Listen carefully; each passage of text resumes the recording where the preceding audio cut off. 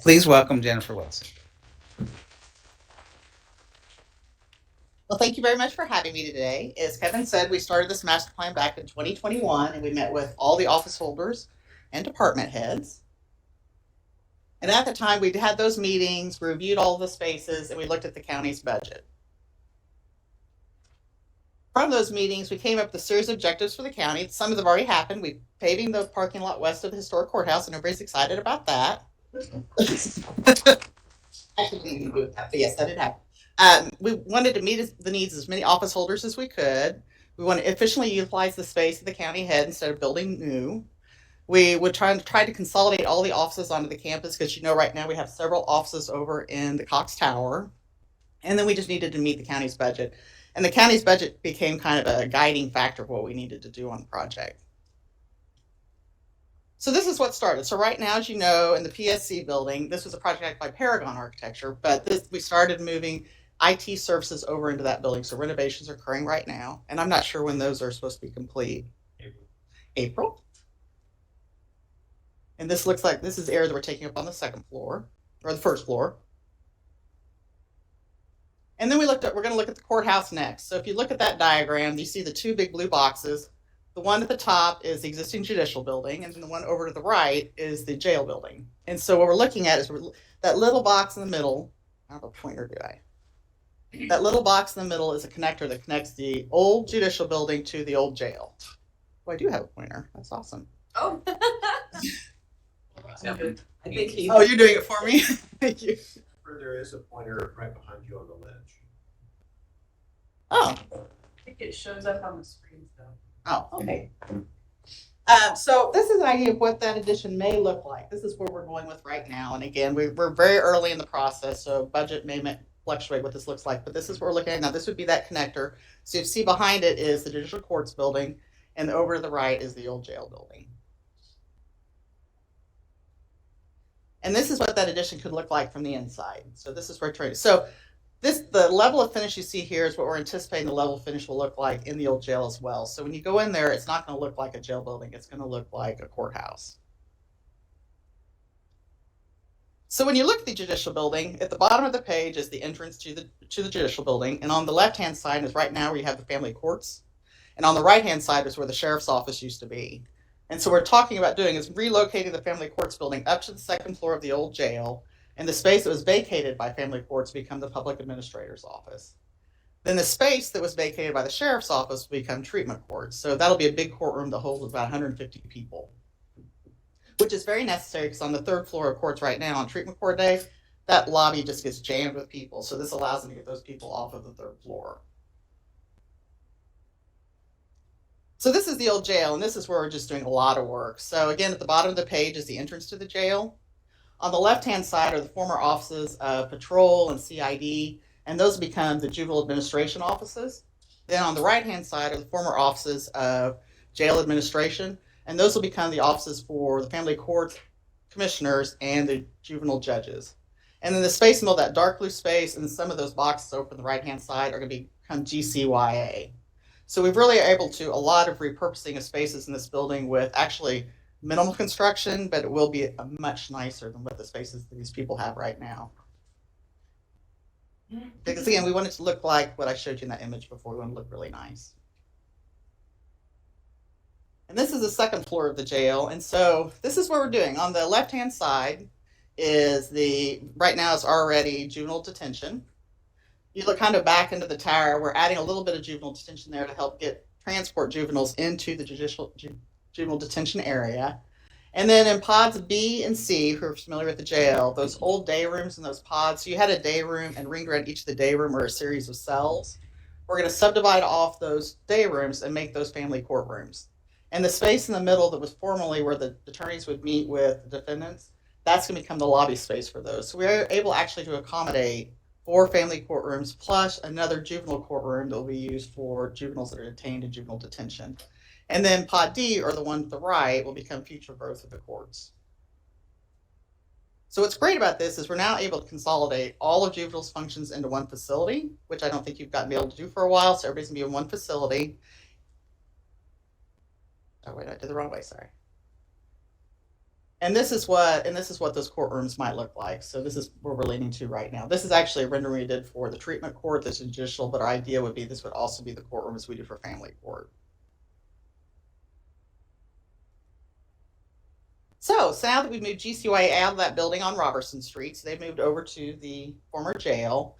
We're going to move human resources over into the first floor, which will be really nice because it allows people to have easy access to human resources, gives people some anonymity when they're there. And then budget will go up onto the second floor. And so once we move human resources and budget out of this area, now we've got some spaces freed up in the historic courthouse. So on the second floor of the historic courthouse is, so the room we're in right now is on the right-hand side of the page, and on the left-hand side of the page that is currently being occupied by information services.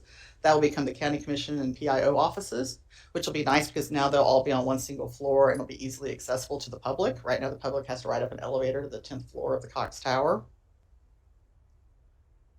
And then on the third floor, the space that was vacated by human resources now will become purchasing. So with this, we're now able to move all the offices onto the Greene County campus with the exception of the sheriff and the new facility we built out by the airport and the prosecuting attorney's office. And we would have moved them over if we could have, but they're just such a large office, we didn't have space for them.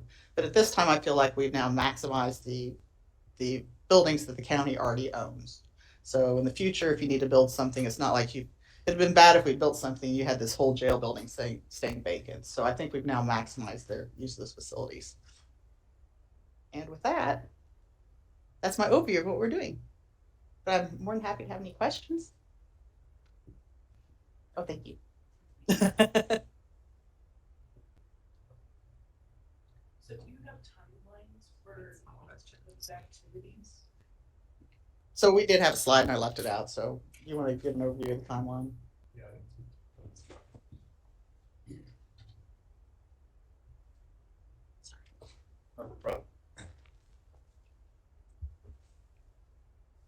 It's essentially a 3-year project from today's date, or this time frame right now.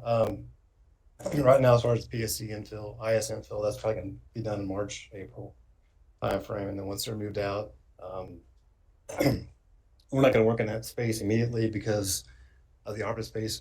Right now, we've got window replacement going on next year in this building and also HVAC upgrades. So that's going to be that's going to take most of the year, so we're going to use it as a staging area. But the big project next door is going to be designed to last through 9 months.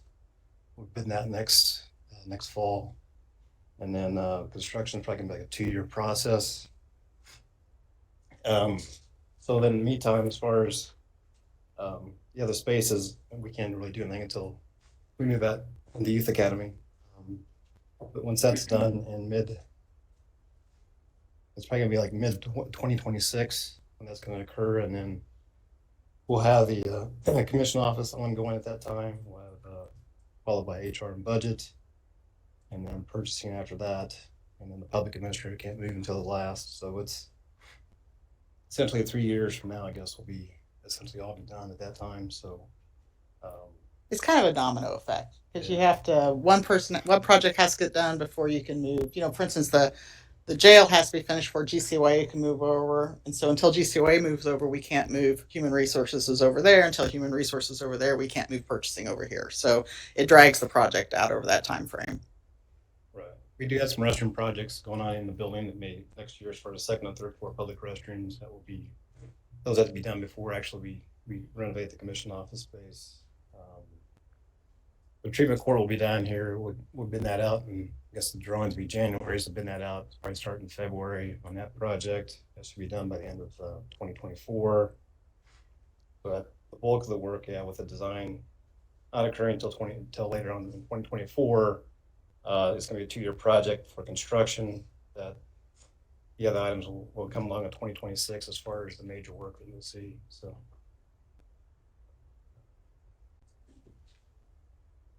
Yeah. Any other questions? I think you probably try. All right. Okay. Does does the commission have any comments about what's coming up? Or any that you'd like to come share? Oh, we're excited to be this far along in the process and the planning. And appreciate Jennifer. Well, thank you.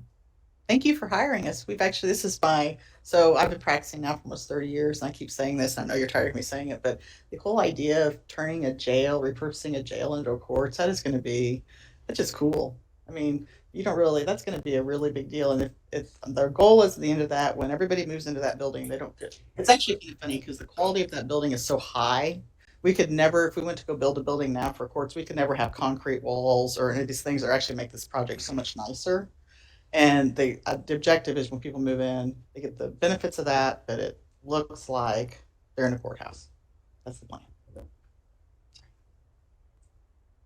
So one of the things you may be thinking about is, what about the prosecuting attorney? Currently, that's 3 floors in the Cox Tower.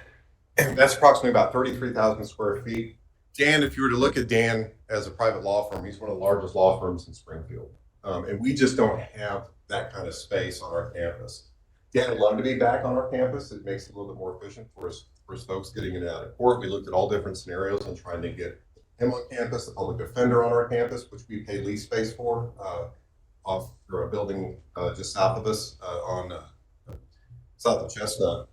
But it just wouldn't work without tearing up all the beautiful parking that Kevin just put in. And I don't think you guys would really like that. But Dan is happy where he is. It works for him. But it's just, we understand that we're just gonna have to continue maintaining that lease out there. The important thing is getting the county commission back into their building here on the main campus. It's been a good location. We always knew it was gonna be temporary.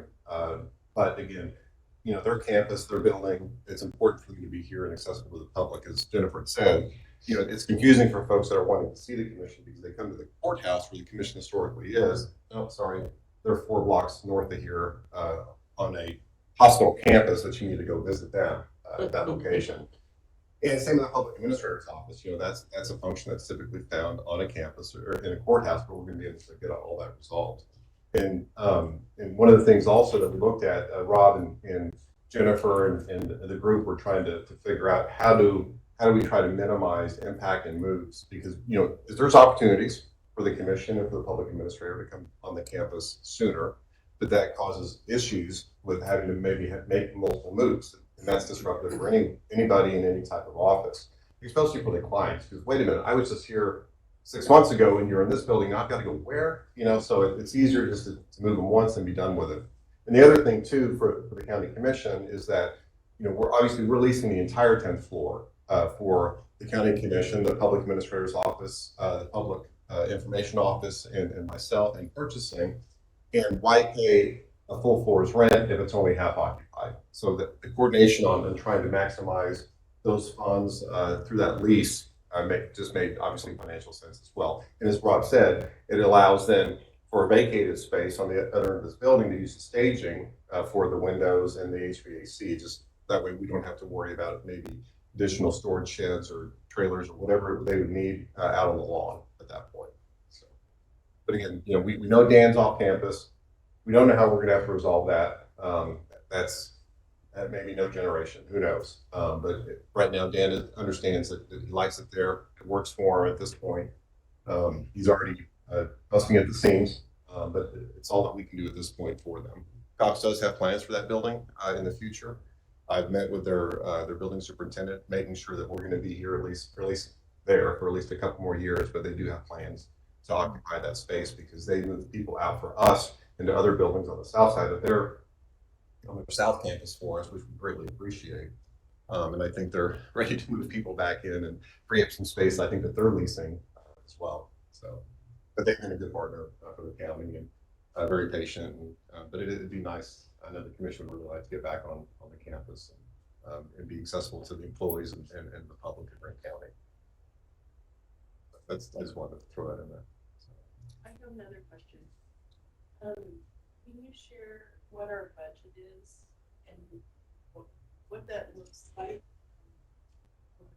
I mean, I guess how much money have we slated for this project for it to move forward instead of building new and repurposing? What is that budget? So the original budget, based on estimates out of the bonds that were used to build the campus over on the west side for the sheriff's office, was about $19 million. But through the CMAR process, the construction manager at risk, there was additional savings found. And so I think we're up to roughly about 21 to $22 million because of those additional savings. Now, that 19 million was allocated by the commission. So they'll allocate that additional amount to this project at some point. And then so obviously with estimating construction world, those prices are escalated. So nForm design team have been working really good with your professional estimator on getting that pricing down, making some finished tweaks and things like that for cost savings. But it will be within budget. Fortunately, we've seen things in or under budget right now, and we'll expect that. So the proceeds of the bonds is how it's being financed. So that money is already there. There won't be any additional bonding going out. That's great. Yeah. So are we seeing cost of supplies coming down at all, or is that still about level? No, it's coming down. So this is what I try to tell people is if you think about it, every county in the United States was given a lot of money at the same time and said they had to spend it by the end of 2026. So as you can imagine, that was a huge, and that's not just buildings, that's roads, bridges, utilities. So that's been a huge reason of why you've seen material prices go up. But specifically, so we just did a project for Missouri State, I don't know, it's like a month and a half ago. And our estimators, we hired some professional estimators. Ever since the construction market started getting wonky, we started paying for a professional estimator. Otherwise, our bids would come in high. And he actually was 25% higher where that bid came in. And we looked at the two areas that he missed were heating and cooling and in the pre-engineered metal building. And he said the heating and cooling prices in the Midwest are just coming down, the equipment. So, it's shifting. It used to be you would just want a heating and cooling equipment and they would just have one already in a warehouse and they'd ship it to you. And then through this whole last few years, you order one and they build one to suit you. And then now we're getting back to where they're starting to have some surplus again. So hopefully we'll see we're hoping that you kind of get through this. So the last round of bidding for ARPA funds will really be about midsummer because that takes you about 18 minutes to do construction, get it closed out and meet that 2026 deadline. So we're hoping that once we can kind of get past June-ish and July-ish for a bid, we will start to see some relief on some of those costs. And we're getting additional savings by having our maintenance folks get trained and certified through LG, I believe it is, to do all of our HVAC work in-house. So we're not having to pay that additional labor for essentially contract price. So that's going to be additional savings that we're going to see, not only on the installation side, but then also obviously on the maintenance side as well. That's been a great move that the maintenance folks have done, Franz and the maintenance team have done. So. Thank you. Any questions?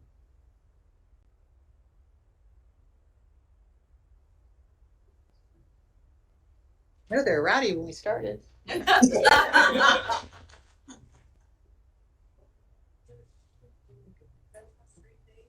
Christmas to you. That's right.